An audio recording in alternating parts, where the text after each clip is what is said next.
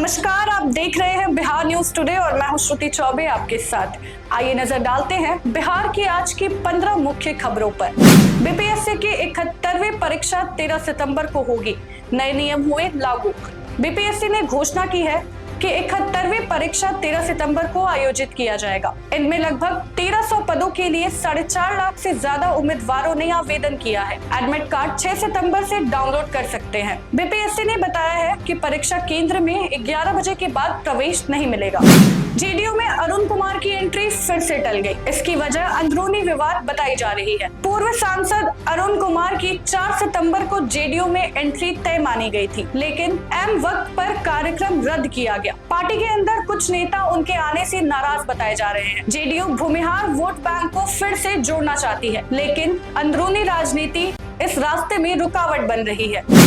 सक्षमता परीक्षा के तीसरे रिजल्ट में केवल 32% शिक्षक पास हुए हैं। बिहार बोर्ड की तीसरी सक्षमता परीक्षा का रिजल्ट जारी हो गया है, जिनमें सिर्फ 32% शिक्षक उम्मीदवार ही पास हो सके हैं। परीक्षा में कुल 2.5 लाख शिक्षकों ने भाग लिया था। अब इस परीक्षा को पास करने के लिए सिर्फ 2 मौके और मिलेंगे। परीक्षा केवल ऑनलाइन मोड में ही होगा। चौथी परीक्षा के लिए आवेदन 11 सितंबर तक लिए जाएंगे। इंजीनियरिंग में आईआईटी पटना को 19वीं रैंक। NIRF रैंकिंग 2025 में आईआईटी पटना को इंजीनियरिंग कैटेगरी में 19वीं स्थान मिला है, लेकिन ओवरऑल रैंकिंग में इसकी रैंक 36 रही है। इस बार टॉप 100 में NIT पटना जगह नहीं बना सका। वहीं CNLU को बिहार की नंबर 1 लॉ यूनिवर्सिटी घोषित किया गया है। बापू टावर में इंटर्नशिप के लिए 317 आवेदकों ने आवेदन किए। 6 को मिलेगा मौका। पटना के बापू टावर में पहली बार शुरू हुए इंटर्नशिप के लिए 317 उम्मीदवारों ने आवेदन किया है। इंटरव्यू के आधार पर सिर्फ 6 आवेदकों को चयन किया जाएगा। सेलेक्टेड इंटर्न्स को हर महीने 15,000 रुपए मानदेय मिलेगा और 3 महीने की इंटर्नशिप कराई जाएगी। सरल और डिजिटल जेडीयू का मिशन 225 सीटें जीतना। जेडीयू चुनाव में अपनी डिजिटल तैयारी बढ़ा रही है। प्रदेश अध्यक्ष उमेश कुशवाहा ने पटना में कहा है कि 2025 में मिशन 225 पूरा करने का लक्ष्य है। सोशल मीडिया पर पार्टी की पकड़ मजबूत की जा रही है, ताकि 2025 और 2030 में सरकार बनाना संभव हो सके। बीसी बिहार का मजाक। कांग्रेस के ट्वीट पर मचा बवाल। केरल कांग्रेस ने एक ट्वीट में कहा बी से बीड़ी, बी से बिहार, जिससे बिहारियों की भावनाओं को ठेस पहुंची है। बीजेपी और जेडीयू ने इस बयान को अपमानजनक बताया और विरोध जताया। कांग्रेस का कहना है कि ट्वीट बीड़ी पर टैक्स घटाने को लेकर है, पर बयान पर बवाल थम नहीं रहा है। गुजराती फॉर्मूला बिहार में नहीं चलेगा। लालू यादव का बयान। बीजेपी जेडीयू भड़की। लालू यादव के गुजराती मॉडल पर तंज के बाद बीजेपी और जेडीयू ने उन्हें घेरा। जेडीयू ने इसे जहरीला विचार बताया। वहीं बीजेपी ने कहा कि लालू फिर से नफरत की राजनीति कर रहे हैं। आरजेडी ने पलटवार करते हुए कहा कि गुजरात में बिहारियों पर हमले होते हैं तो बीजेपी क्यों चुप रहती है।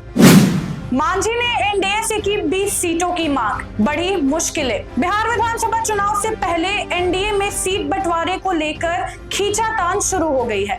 हम प्रमुख जीतन राम मांझी ने 20 सीटों की दावेदारी करते हुए कहा है कि उनकी पार्टी को मान्यता दिलाने के लिए यह जरूरी है। पिछली बार उन्हें 5 सीटें मिली थी, जिनमें से 4 पर जीत दर्ज की थी। अब वे मगध से बाहर भी अपनी पकड़ मजबूत करना चाहते हैं।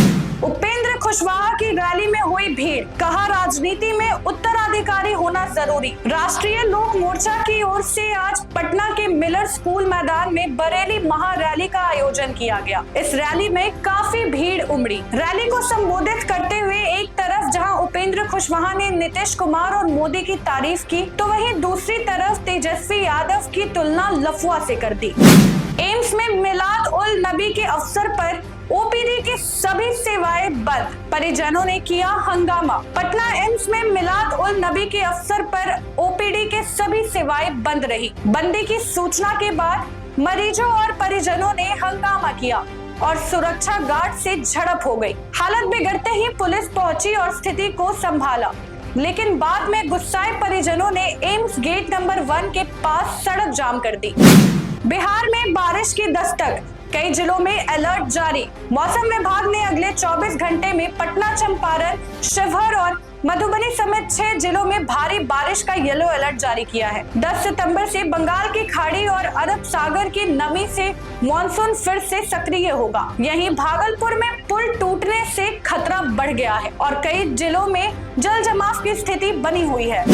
टीचर्स डे पर एआई मैम की स्पेशल क्लास, गुरुजी अब मोबाइल स्क्रीन पर। टीचर्स डे के मौके पर एआई मैम ने बताया कि कैसे ब्लैक बोर्ड और चौक वाले मास्टर अब ऑनलाइन क्लास और मोबाइल पर आ गए हैं। 2003 में भारत में पहली बार ऑनलाइन क्लास हुई थी। उसके बाद यूट्यूब और अलग अलग प्लेटफॉर्म ने कई टीचर्स को फेमस कर दिया। अब एआई ट्यूटर भी बच्चों की मदद कर रहे हैं और आने वाले समय में ये सबसे पसंदीदा टीचर बन सकते हैं। अभी 80% से ज्यादा बच्चे ऑनलाइन पढ़ाई से दूर हैं, लेकिन डिजिटल शिक्षा का फैलाव बढ़ रहा है। बिहार की गरिमा पर आई बात तो तेजस्वी यादव के तेवर भी हुए गर्म। बीडी बिहार, तंज पर कांग्रेस से माफी मांगने को कहा। तेजस्वी यादव ने मीडिया से बात करते हुए कहा कि उन्हें अभी तक विवादित ट्वीट को देखने का मौका नहीं मिला है। कांग्रेस की तरफ से हमको जानकारी भी नहीं। कांग्रेस के सांसद ने कहा कि अगर इस तरह की बात है तो माफी मांगनी चाहिए और तुरंत इसे खत्म करना चाहिए। अगर हम देखे नहीं है तो प्रतिक्रिया नहीं दे सकते, लेकिन अगर कोई बिहार से लेकर के आपत्तिजनक करके कोई बात है तो जरूर माफी मांगे। लेकिन अगर बिहार को लेकर किसी भी तरह की अपमानजनक या आपत्तिजनक टिप्पणी हुई है तो इसके लिए कांग्रेस को माफी मांगनी चाहिए। तेजस्वी यादव ने स्पष्ट तौर पे कहा कि बिहार के स्वाभिमान पर किसी भी तरह के हमले बर्दाश्त नहीं किए जाएंगे।